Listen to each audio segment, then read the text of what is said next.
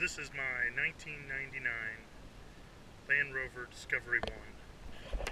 So the story goes, I wanted to get into some light off-roading, overlanding type deal. So I started searching for a four-wheel drive vehicle, and my budget was pretty slim. Single parent, single income, so couldn't get in too deep. And I found this Land Rover on Craigslist in the Chattanooga, Tennessee area for $500. Now, that sounds like a crazy good deal, but it wasn't running. The previous owner did no maintenance on it. So I bought it kind of like a gamble because I wasn't sure if I was going to be able to get it running. I didn't know what kind of maintenance it needed. And doing my research, these things are maintenance heavy, it seems. So I took the gamble. I paid $500 for this, and I put a new battery in it in the guy's driveway, and it fired right up. So that sounds great. It sounds like I really won the day, but that was the tip of the iceberg, I guess you would say. So what I had to do was he immobilized it somehow with his key fob and then lost the key fob. So I went through all the electrical diagrams and all the schematics that I could find on the internet, and I figured out that the immobilizer on the Land Rover 1s do not allow the coil packs to get aground. Coil packs and the fuel pump do not get aground when it's immobilized. That's how the immobilizer works. So I figured that out. I traced the wires down and I supplied it to ground all the time. So even if it was immobilized, it would still start. And I can show in a different video how I did that, because it seems like a lot of people on the Land Rover forums have issues with the immobilizer. So it worked for me. I'm not going to say it's going to work for you, but it worked for me. So no money invested in getting it running. Took it on our first trip, a little trip. The fuel pump died because it had been sitting for at least about 2 years. So I'm guessing the gas was all gumming up the fuel pump. So that was an adventure, trying to get it back home. And then I started to upgrade.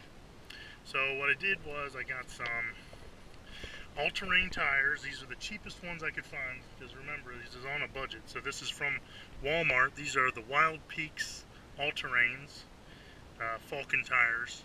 So I think they ended up being right around $80 a tire. So obviously I got 4 of them. And then I lifted it slightly. So I used the Terra Firma springs and shocks. This is the medium load, so it gave me a 2-inch lift. And it was dramatic. I mean, the lift. So that was money well spent. Like I said, I'm not doing any kind of crazy rock crawling with it. This is just strictly easy trails, overlanding type stuff. And then I wanted to get a bumper. So I started searching for bumpers. Land Rover bumpers are $600 to $800 just for the bumper. And considering I paid $500 for the truck, spending $600 to $800 on a bumper just seemed ridiculous to me. So I got on eBay and I found this. This is for a Jeep Wrangler.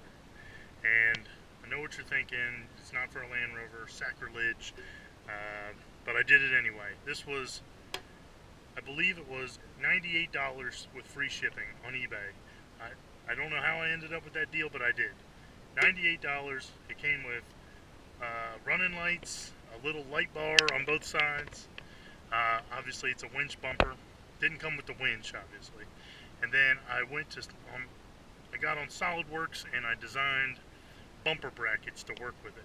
Obviously, it's not perfect. You know, it doesn't wrap around, but I'm not looking for the looks. I was looking for functionality. So this was rated at 15,000 pounds, I think it was advertised as, but it's pretty beefy. It's probably 1/8 inch thick plate. So what I did was I mocked up and built just an L bracket, this L bracket with a support. Now this is 1045 carbon, so it should be rated for somewhere around 100,000 psi. I couldn't use this fourth bolt, so it's bolted on 3 bolts, and I've used this several times to pull things out of the ground. I haven't been stuck since I bought it, but so this was all fabricated by a local machine shop, and I got a good deal. All they wanted was for me to buy them lunch, so I bought 6 pizzas for the guys at the fab shop, and they did it for me. What else did I do? I put in a light bar here, just a cheap eBay light bar, and this thing works really well. And then this is just a cheap eBay winch too. I think I paid somewhere in the ballpark of 150 bucks. It's an 8,000 pound winch. The truck weighs 4,500 pounds. I know I should probably have a 9,000 pound winch.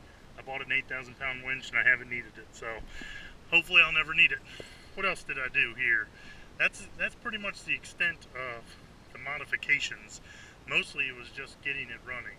So I put a new water pump on it, I put in a new radiator, and things like that, just to keep it running well.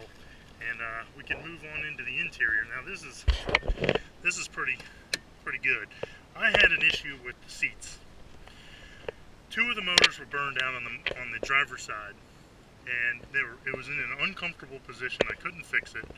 So what I did was I actually got into an accident I had a Ford Focus, a 2009 Ford Focus, and you could see the driver's side airbag did deploy. But I pulled the seats from it, and let me tell you, the mounting holes for the original Land Rover bumper, or Land Rover seats, line up perfectly. So the front 2 line up perfect. The rear, the rails on the Ford Focus, have holes all along here. Now when you pull it out of the car, there's 2 mounting brackets riveted to the rails.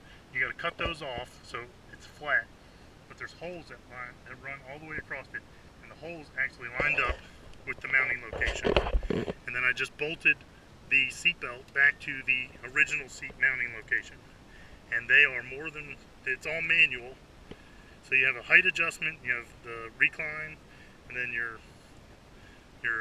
location adjustment there. And these are super comfortable.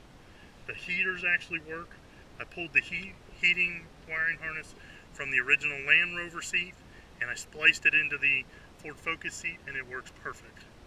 So if you have an uncomfortable seat in a Land Rover 1, maybe even a Land Rover 2, the Ford Focus seats work perfect.